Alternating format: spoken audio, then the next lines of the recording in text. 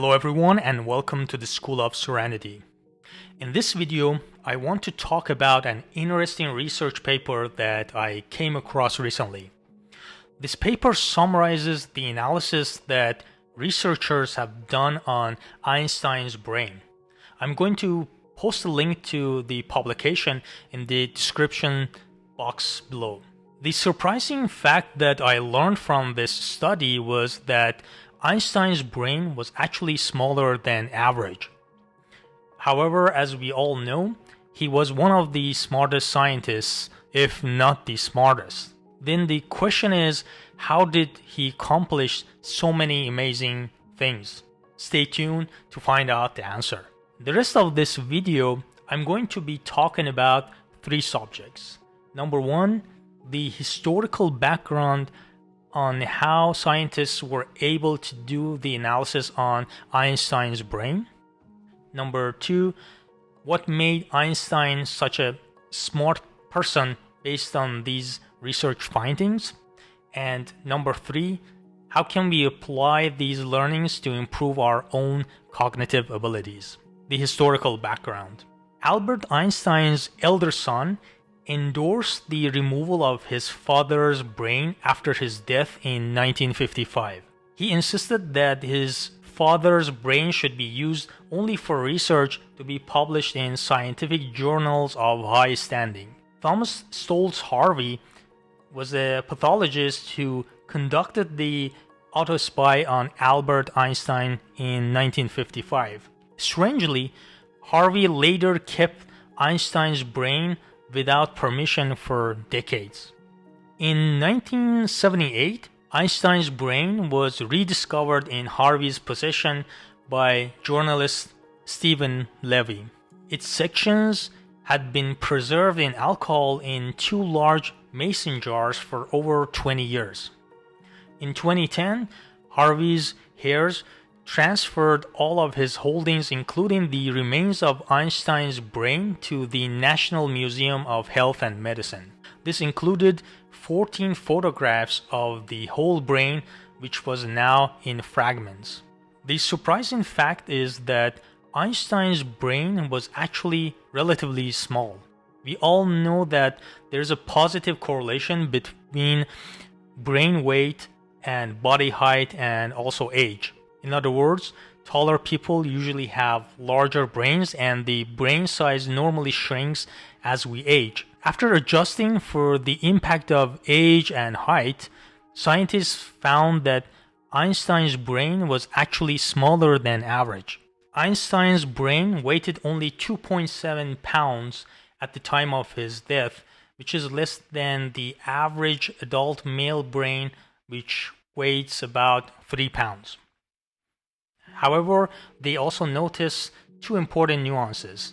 Number one, the density of neurons in Einstein's brain was greater, and number two, his brain weight was slightly heavier than the average brain weight of the elderly people in his age range when he passed away, which could infer that his brain was healthy with little atrophy when he died. So, why was Einstein so smart?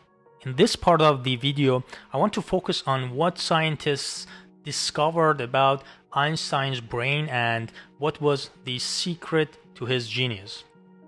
The short answer is that the researchers discovered that Einstein had a killer corpus callosum, which is a large bundle of fibers connecting the left and right hemispheres to each other. The corpus callosum keeps each side of the brain informed about what the other half is doing.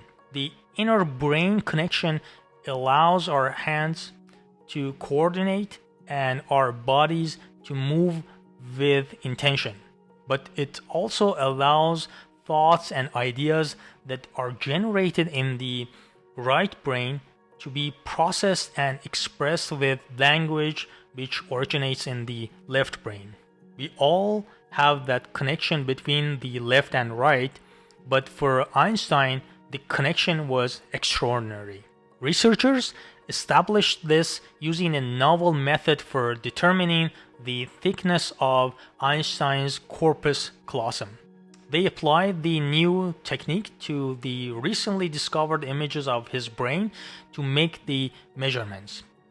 The researchers then compared the measurements to those of two different control groups. The first control group consisting of elderly men and the second control group consisting of younger men. Einstein's corpus callosum was thicker in comparison to brains of both the young and older men as shown in this chart. So did the well-connected corpus callosum contribute to Einstein's genius? Absolutely.